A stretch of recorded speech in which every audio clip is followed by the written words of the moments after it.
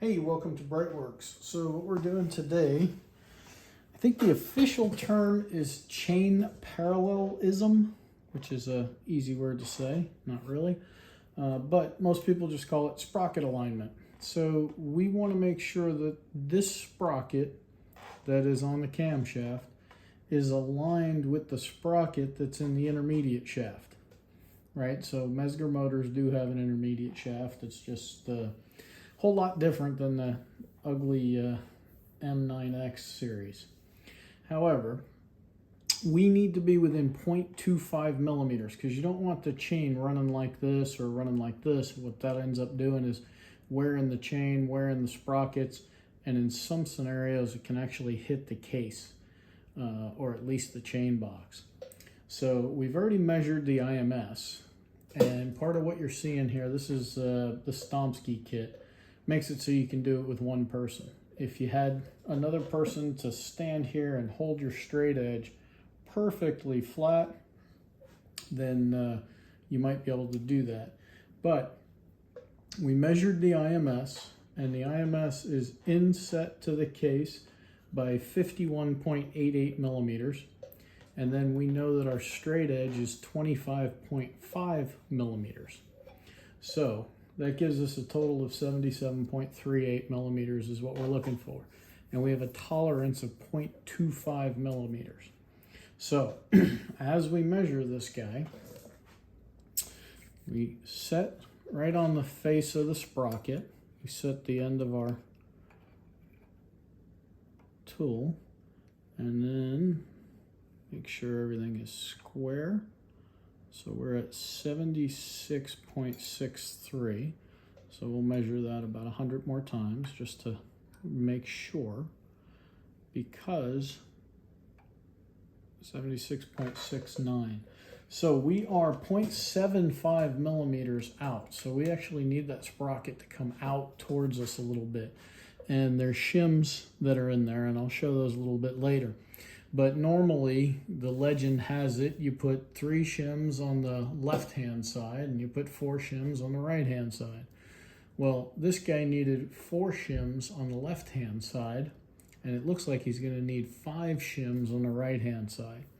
Now, you're talking about something that's 50 years old, so as far as wearing and things like that, I'm sure if we put all brand new sprockets and the concave washers, you know, we might get a 0.5 millimeter back, because 0.5 millimeter is not a lot. But what we're going to do is, because everything's fine, we don't need to replace those expensive parts, we're going to put one shim in, and that'll get us to within alignment. So just because the book says 3 on the left and 4 on the right doesn't mean that's always the right way to go. It's kind of like guys who set the camshafts dots up at Z1 and it's good enough. We'll get into cam timing later in a different video. But right now we're doing the sprocket alignment or chain parallelism. And, you know, the Stomsky thing, hey, I'd pay the same thing you guys pay for these tools, but that comes in handy because you know it's holding your straight edge for you. But yeah, we're gonna pull everything apart so that we can put one more shim in there, and then we'll remeasure everything. And once we have those shims out, I'll show you a couple of what those parts look like. All right, we'll see you in the next segment. All right, well, we have extracted the shims. That's what these 4 little guys are. And they're anywhere from 0.53 to 0.51 to 0.55 millimeters. So the tolerance on the shims is something to be desired. But the stacked measurement, when you put all 4 of them together, came out to 2.1 millimeters. So in this case, we're on the right-hand side, so normally you would put all 4, but the math tells us that we need to put 3. So if we take out 1, we should be perfect. So I looked at the face of the sprockets, or this particular sprocket. So we usually try and flip them over. So that gets you a little bit newer surface. And looked at the faces of the spacer, that holds the sprocket in the right spot. And then this is your concave. You can kind of see it there in the video. This is your concave washer, right? It's not a spacer, it's a washer, but certainly these things can wear a little bit. But they do still have, it still has all of the right surface treatments on it. So we're going to give this one more shot. We're going to go with 3 of the shims, and then we'll pop it back in and take our measurement again and see if that fixes it.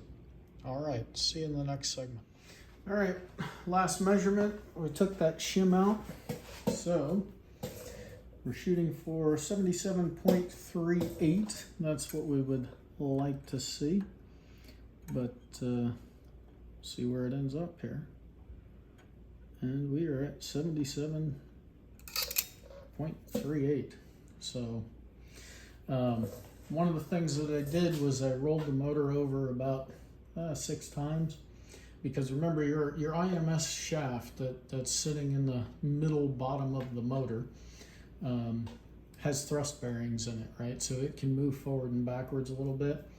This guy not so much, because that end plate is pulling the cam up against the end plate there with those washers and bushings, but you can still get the cams to walk forward and backwards a smidge. So by rolling the motor over, you kind of let the chains help it kind of figure out, you know, what's true square. And yeah, we are money on this side. So 3 shims on the right, 4 shims on the left. And hey, once you have your magnesium case line board and you've had your cylinder heads redone and everything has been basically taken to the tightest of tolerances, stuff like this is going to move. So don't just put it back exactly how you took it out, because quite possibly something moved, right? We got new Glyco intermediate shaft bearings in there, so their thrust face is going to be different. And if this engine was ever rebuilt without having the case split, those thrust bearings could have worn, and whoever was trying to put it back together was trying to deal with that. So I don't typically measure for parallelism when I do a teardown. I will check what the cam timing was, just to see how good or bad it was. But I may add this to the regime of pre-disassembly tests, just to see how far out things are. But we're in good shape here for Persephone. So this little motor will be ready to start cam timing. All right, well, thank you for watching. You can check us out at BreitWerks.com. If you like these kind of videos, go ahead and click that subscribe button. Have a fabulous day.